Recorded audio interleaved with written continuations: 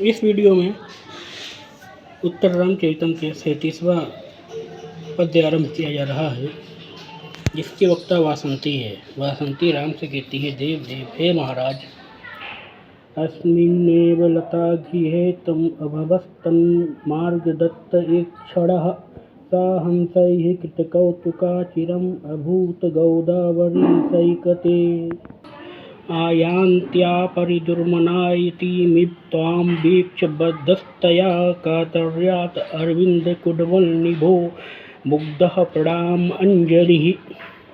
अस्मिन्नेव लतागृहे, इसी लतागृह में तुम तन्मार्गदत्त ईक्षणः अभवः, जहाँ आप सीता के मार्ग की ओर आँख लगा करके, टकटकी लगा करके निर्निमेष दृष्टि से सीता की प्रतीक्षा कर रहे थे। स हंसा कृतकौतुका गोदावरी सैकते चिरम अभूत, परंतु सीता को गोदावरी के रेतीले तट पर हंसों से खेलते हुए बहुत विलंब हो गया था। आयांत्या, तब आती हुई, तया, उस कारण से, त्वां परिदुर्मनायतिम इव वीक्ष्य, आपको कुछ खिन्न देख करके, कातर्यात्, कातरता से, अरविंद कुड्मल निभा, कमल कलिकाओं के समान सुंदर उंगलियों से, प्रणाम मंजलि बना करके अर्थात प्रणाम करके,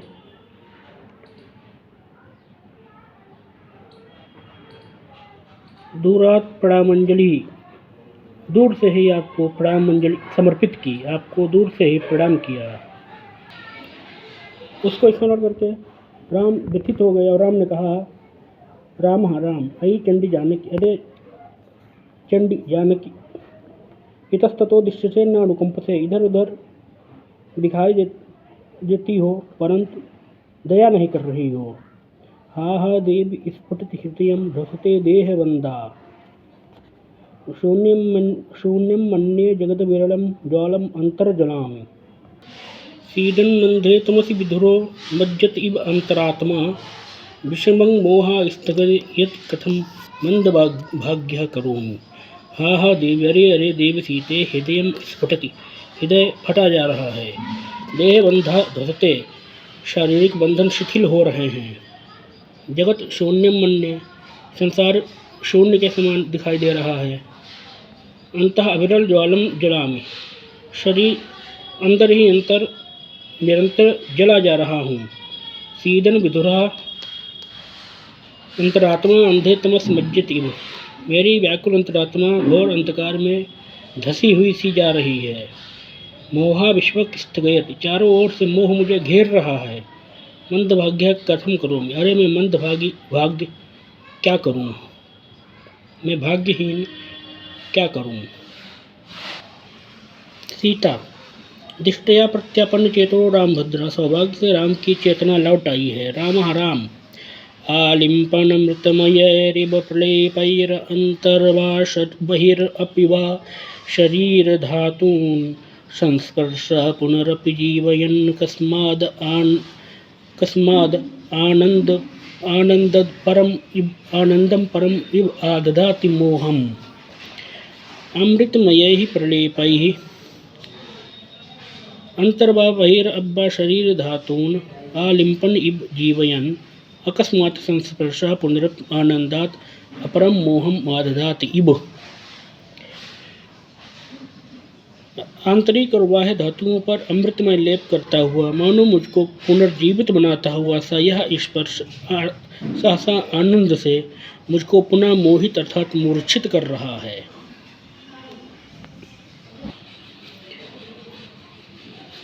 निम्नांकित पद्य में राम सीता के स्पर्श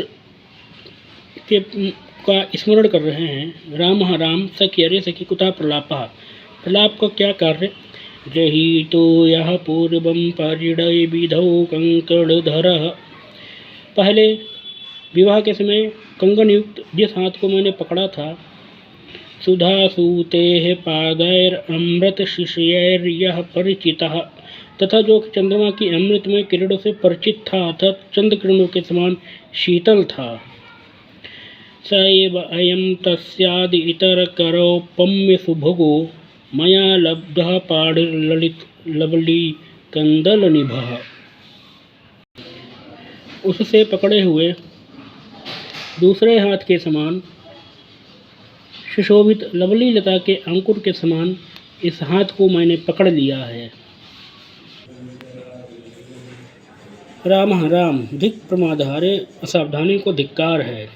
करपल्लवः स तस्याः सासैव जडो जटात् परिभ्रष्टः परिकम्पनः परिकम्पी करानमं सिद्ध्यतः सिद्ध्यन्। जडः जड़, प्रकम्पी प्रकम्पित, सिद्ध्यन् पसीने से युक्त। तस्याः स करपल्लवः उसका वह करपल्लव, जड़ात परिकम्पिनः सिद्ध्यतः मम करात मेरे जड़ कंपित और पसीने से युक्त हाथ से सहसैव परिभ्रष्टः सहसा ही छूट गया है। राम के स्पर्श से सीता के शरीर में उत्पन्न हुए परिवर्तनों के प्रति तमसा ने कहा, सक स्नेह कौतुक सस्मितम निर्वर्ण। सीता को स्नेह कौतुक और मुस्कान पूर्वक देख करके सस्वेद रोमांचित कंपितांगी जाता प्रीश्वर सुखेन वत्सा मरुन्नमान अंबः परिधूत सिक्ता कदम्ब यष्टि स्फुटकोरकेव। वत्सा है पुत्री, प्रिय ईश्वर सुखेन प्रिय के स्पर्श से प्राप्त हुए सुख से मरुन्नमान अंबः परिधूत सिक्ता वायु से हिलाई गई के समान और वर्षा से सिक्त सिंचित स्फुटकोरकैव स्फुटित कलिकाओं वाले कदम्ब यष्टरीव कदम्ब की लता के समान सफेद रोमांचित कंपितांगी जाता शायद रोमांच और प्रकंपित अंगों वाली हो गई हो। 43वां पद जिसकी वक्ता वासंती है। वासंती देव पश्य पश्य महाराज देखो देखो। पौलस्य जटायुषा विघटितः कार्षाडयशो एं रथस्तत्ते चैते पुरतः पिशाच बदनाः कंकालशेषाः खराः खड्गच्छिन्नेन जटायुपक्षितीरितः सीतां चलन्तीं वहन्नन्तर्व्यापृत विद्युत अम्बुद इव ध्याम् अभ्युस्तथा दर्हि। अयम यह जटायुषा विघटितः जटायु के द्वारा तोड़ा गया। पौलस्य से कार्षाडायसो रथः पौलस्य के पुत्र रावण का लौह निर्मित रथ ते पुरतः कंकाल शेषाः पिशाच बदनाः खराः सामने की ओर दिखाई दे रहे कंकाल शेष राक्षसों के समान मुख वाले उसके रथ में जुते हुए गधे। इतः खड्ग छिन्न जटायु पक्ष तिरितः यहाँ पर खड्ग के प्रहार से घायल हुआ जटायु पक्षी। चलंतीम सीतां वहन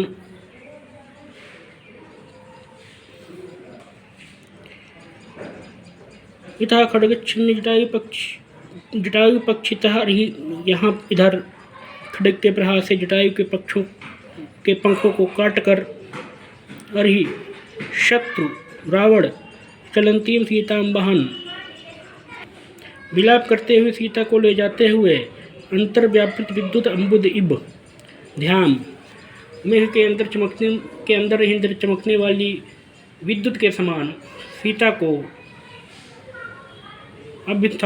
अभ्युदस्थात यहाँ से लेकर के चला गया।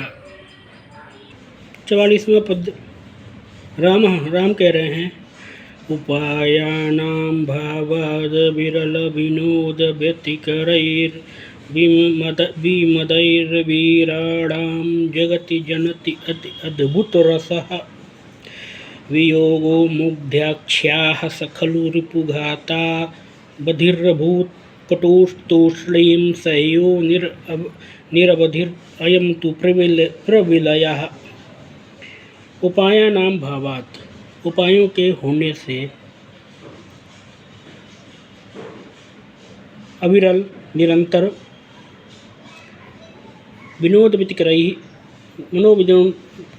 विनोद के साधन स्वरूप वीराणाम विमर्दे वीरों के युद्ध में जगति संसार में जनति अद्भुत रसः अत्यंत अद्भुत रस को उत्पन्न करने वाला मुग्धाख्याः सा वियोग है उस मुग्धाक्षी सीता का वह वियोग रिपुघातार अवधि अभूत खलु शत्रु के वध पर्यंत ही रहने वाला था। कटु कठोर तूष्णीम सह्य मौन रह के सहन करने योग्य अयम यह वियोग तो प्रविलय निरवधि असीम समय सीमा वाला है। सीता कहती हैं, बहुमान्यता सिंह पूर्वकालीन विरह में बहुत सम्मानित हुई। निरवधिर इतिहतास, परंतु यह वियोग तो निरवधि है, समय सीमा से रहित है, इसलिए मैं मानो मर गई। राम कहते हैं, कष्टम भुवरे कष्ट है, व्यर्थम यत्र कपीन्द्र सख्यम अपि मे वीर्यम हरिणाम वृथा प्रज्ञा जाम्बवतो न यत्र नागतिः पुत्रस्य वायोरपि मार्गम यत्र न विश्वकर्म तनयः कर्तुं नलो अपि क्षमः सौमित्रेर अपि परित्राणम अविषये तत्र प्रिय क्वायासि मे। प्रिय सीते, यत्र जहाँ कपीन्द्र सख्यम अपि व्यर्थम, कपीन्द्र सुग्रीव की सहायता भी व्यर्थ है, उनसे मित्रता भी व्यर्थ है। व्यर्थम हरिणाम वीर्यम, वानरों का पराक्रम भी व्यर्थ है। वृथा जाम्बवतः प्रज्ञा, जहाँ पर जामबान की बुद्धि भी व्यर्थ है। वायो पुत्र से गति ही न, जहाँ पर वायु पुत्र हनुमान की भी पहुँच नहीं है। न यत् विश्वकर्म तनयः नलः अपि मार्गम कर्तुं क्षमः, जहाँ विश्वकर्मा के पुत्र नल भी जहाँ तक मार्ग बनाने में समर्थ नहीं है। मैं सौमित्र है परित्राण अविषय, जहाँ पर लक्ष्मण के बाण भी नहीं पहुँच सकते हैं। तत्र को यासी, ऐसी किस स्थान पर हे सीते तुम चली गई हो। प्रत्युत्तस्य एव दयिते तृष्णादीर्घस्य चक्षुषा मर्मच्छेदोपमैर्यत्नैः सन्निकर्षो निरुध्यते। इस पद्य की वक्ता तमसा है। तमसा कह रही है, दयिते हे पुत्री, प्रत्युत्तस्य इव तृष्णादीर्घस्य चक्षुषा सन्निकर्षः मर्मच्छेदोपमैः यत्नैः निरुध्यते। मानो प्रीतम राम में गड़े हुए और उनके दर्शन की इच्छा के कारण से विशाल बने हुए तुम्हारे नेत्रों का संबंध मर्म स्थल में वेधन के तुल्य यत्नों के द्वारा रोका जा रहा है। 45वां पद, जिसकी वक्ता तमसा है। तमसा कह रही है, ओह संविधान का मरे, कैसी विचित्र रचना है ये। एको रसः करुण एव निमित्त भेदाद भिन्नः पृथक् पृथक् इव आश्रयते विवर्तान् आवर्त बुद्बुत्रंगमयान विकारान् अम्भो यथा सलिलमेव हि तत्समस्तम्। एकः करुण रसः, एकमात्र करुण रस ही है, जो कि निमित्त भेदाद, निमित्त के भेद से भिन्न पृथक पृथक विवर्तान् आश्रयते, भिन्न होकर के पृथक पृथक रूप से परिणामों को प्राप्त करता है।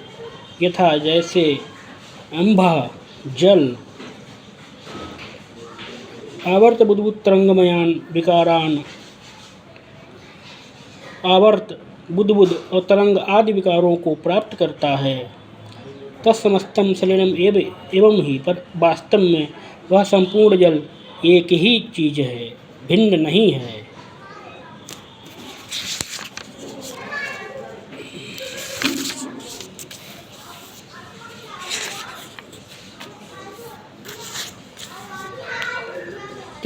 तृतीय अंक का अंतिम 48वां पद्य है, जिसमें तमसा और वासंती सीता और राम के प्रति मंगल कामना कर रही हैं। अविनिर्मर सिंधु सार्धम वस्मद्विधाभिः स च कुलपतिराद्य छन्दसां या प्रयोक्ता स मुनिरनुयाता अरुन्धती को वसिष्ठस्तव वितरतु भद्रं भूयसे मंगलाय। अस्मद्विधाभिः सार्धम, हम जैसे लोगों के साथ, अबुनि पृथ्वी, अमर सिंधु गंगा, सच कुलपति और वे कुलपति जो कि छंदसाम आद्या प्रयोक्ता, जो छंदों के आदि प्रयोक्ता हैं, अर्थात महर्षि वाल्मीकि। सच अरुंधति कहा वशिष्ठा मुनि और वो अरुंधति के साथ ऋषि मुनि वशिष्ठ तब भूसे मंगलाय भद्रम वितरतु, आपके महान कल्याण के लिए मंगल प्रदान करें, मांगलिक कार्य करें।